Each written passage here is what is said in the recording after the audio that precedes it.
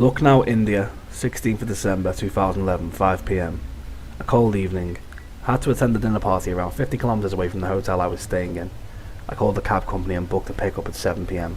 About 20 minutes later, I got a text message on my mobile with the driver's name, Abdul Hassan, and the car registration number. I took a shower and got dressed up. Exactly at 7 p.m. I got a call from the driver. Punctual, I thought. I went downstairs and greeted Abdul Hassan, a man in his late 50s. He was wearing traditional Indian dress, a white kurta and a pyjama.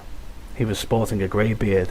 Abdul told me that the drive would take a little longer than usual, maybe around an hour and a half because of the foggy weather. That didn't bother me because I had to reach the party only by 9 p.m. I checked Abdul's ID and the car number and jumped into the front seat. 10 minutes into the journey, I noticed that Abdul had not switched on the meter. "Mate, you've not switched on the meter yet. How are you going to charge me?" I asked. "Never mind, sir. This trip is free for you," Abdul responded with a smile. "What?" I said with a puzzled look. "Sir, today is my last day in this job. I'm retiring tomorrow, and will go into pilgrimage after that. This is my last assignment, and you are my last passenger. I cannot take money from you," Abdul clarified. "No, Abdul, I can't accept that. You give me service, and I pay for the service. We only met 10 minutes back. I can't take any favours from you for no reason," I shot back. "Sir, I always thought that my last assignment would be free. 200 rupees won't really make a difference to either of us now, will it?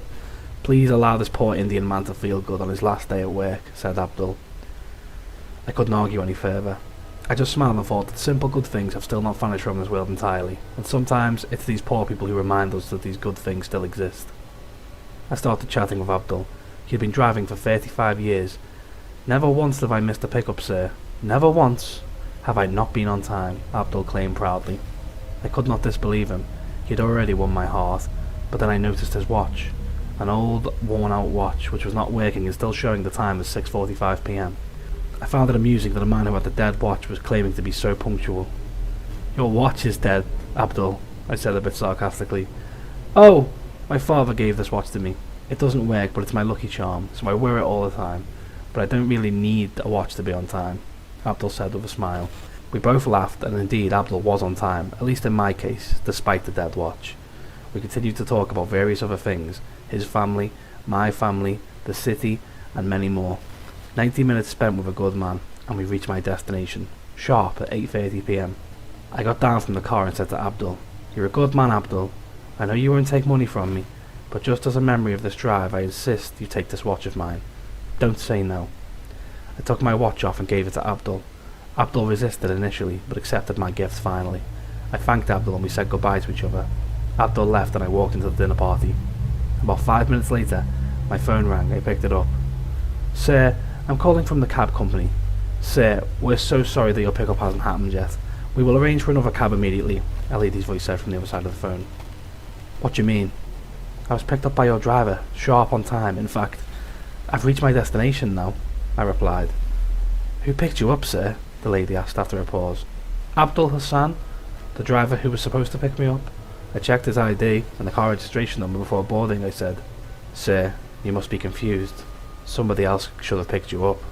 Abdul Hassan died in a road accident at around 6:45 today, 15 minutes before your pickup time. He was on the way to pick you up when he had the accident. We have been informed about his death just now," the lady said. I froze. I understood why Abdul didn't take any money from me, because he didn't need money. Why his watch was dead, because the time stopped at 6:45. Yet he did his duty one last time, and he was on time, as he claimed, even on his last assignment. I started sweating, even in December cold. I looked at my wrist. My watch was there. Abdul didn't need my watch either. I hope you enjoyed the story, guys. I've been Gully Boy Jr.